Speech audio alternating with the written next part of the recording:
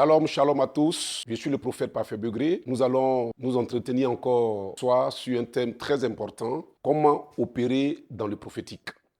Pourquoi ce thème? Ce thème arrive pour éclairer la lanterne de tous ceux qui sont appelés au ministère prophétique. Parce qu'il y a beaucoup d'incompréhension. Or, vous savez que la Bible dit que par manque de connaissances, par manque aussi de conseillers, il y a beaucoup de dégâts. Et pour limiter les dégâts, c'est très important d'apporter ce message pour permettre aux appelés au ministère prophétique de naviguer comme Dieu le désire. Alors, entendez bien par prophétique. Donc, comment opérer dans le prophétique? Sachez que le prophétique, c'est un système. C'est un système dans lequel on trouve tout ce qui est rattaché au prophète. Ses actes, ses actions, les dons que Dieu lui confère, et même la salutation, le sourire, tout ce qui émane du prophète est inclus dans ce système-là. Et c'est l'ensemble de toutes ces choses qu'on appelle le prophétique. Pour faire court, le prophétique est rattaché au ministère du prophète. Donc, lorsqu'on parle de prophétique, sachez que nous parlons du ministère du prophète. Alors, on disait, comment opérer dans le ministère prophétique? D'abord, il faut comprendre qu'il y a des étapes. La première étape, c'est chercher d'abord l'intimité avec Dieu. Il faut aller dans une intimité profonde avec Dieu. Et dans cette intimité, Dieu forgera ta personne. Dieu fera de sorte que tu deviennes le futur prophète ou le prophète qu'il désire que tu sois. Le prophétique ne commence pas par les dons spirituels, comme on a l'habitude de le croire. Mais le prophétique commence d'abord par l'intimité. Comme je l'ai dit, l'intimité, la relation personnelle qu'on a avec Dieu. C'est là que commence le prophétique. Donc, si nous ne sommes pas capables de passer du temps dans la présence de Dieu en tant que prophète ou en tant que appelé à manifester tout ce qui est contenu dans ce système que j'appelle le prophétique, il nous sera difficile d'être orienté par le Saint-Esprit dans ce prophétique-là. Alors, la Bible dit quoi? Dans le psaume 25. Dans le psaume 25, la Bible nous dit, pour toi qui m'écoutes, que Dieu confie ses secrets à ceux qui le cherchent. Donc, le secret donne la pensée d'une complicité, d'une relation entre deux personnes. Parce que tu ne peux pas confier ton secret à quelqu'un que tu ne connais pas. Tu ne peux pas confier ton secret à quelqu'un que tu ne fréquentes pas ou qui ne te fréquente pas. Je veux dire que tu ne peux pas confier tes secrets à une personne avec laquelle vous n'êtes pas en intimité, en relation profonde. C'est pour ça que Dieu confie ses secrets à ceux qui passent du temps dans sa présence. Il confie des choses qu'il ne confie pas à d'autres personnes. À ceux qui peuvent le chercher dans une relation profonde. Et c'est dans cette relation profonde-là que tous les éléments que nous avons cités au préalable, qui constituent le système prophétique, est forgé. Parce que le prophète ne salue pas parce qu'il faut saluer. Le prophète ne rit pas parce qu'il faut rire. Voyez donc, ce que nous pouvons voir comme des choses banales, mais dans le prophétique, ça a un sens. Dans le prophétique, ça a un sens qui peut changer une vie, qui peut bâtir une vie. Alors, deuxième point, c'est que pour opérer dans le ministère prophétique, il faut désirer les dons du Saint-Esprit. D'abord, désirer, c'est un souhait. Désirer, c'est aspirer. Désirer fait notion à la volonté. Parce que si tu n'as pas, si tu n'as pas la volonté de désirer quelque chose, on ne peut pas te forcer On ne peut pas te forcer. Donc, pour opérer dans le prophétique, il faut désirer l'esprit.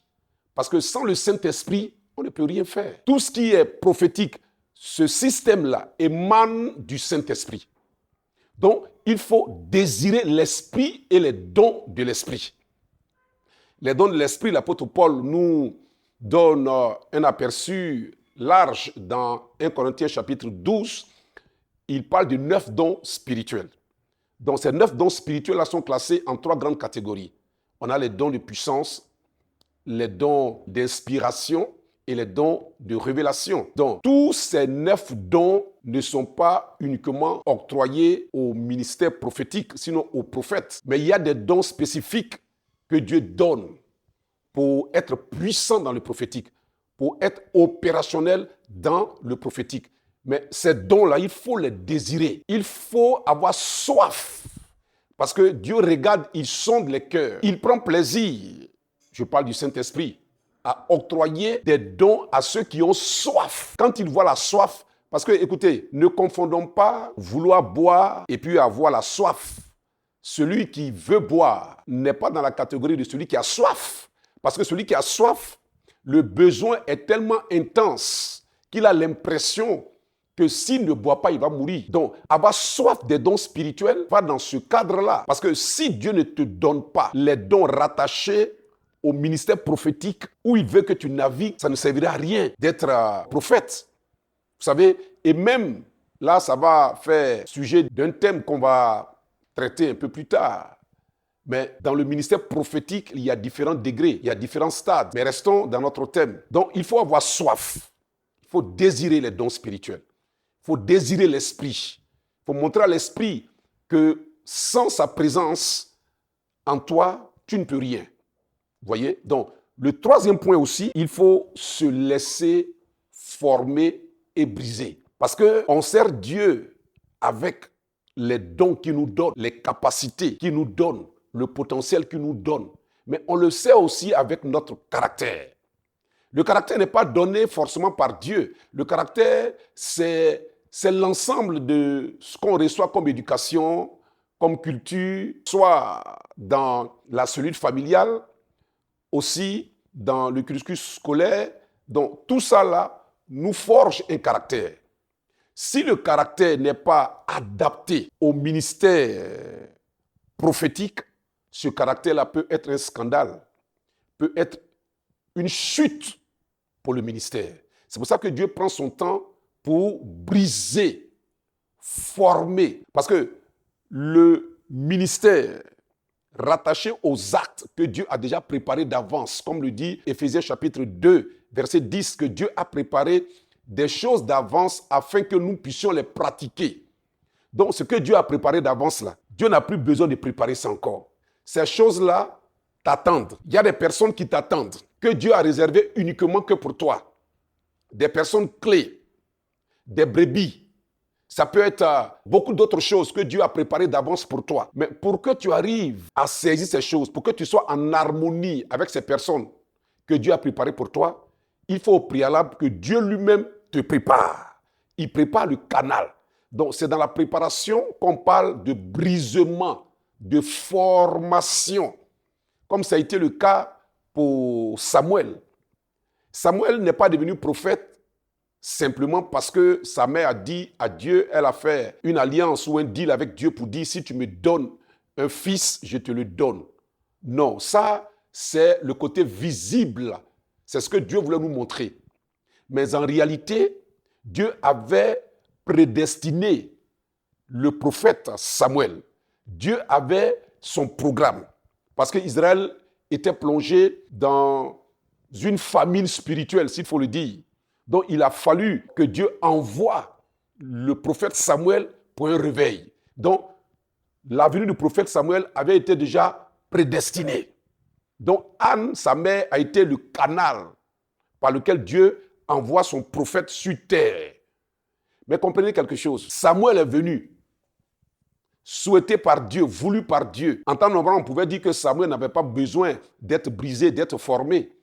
Mais Dieu va placer Samuel sous l'autorité du vieux Élie, du vieux souverain sacrificateur Élie, pour que Samuel soit formé, brisé, pour que tout ce qui était en lui, rattaché à ses origines, rattaché au sang de son père, au sang de sa mère, qui pouvait être un obstacle au grand ministère auquel Dieu l'avait appelé, ces choses-là, Dieu a voulu les briser.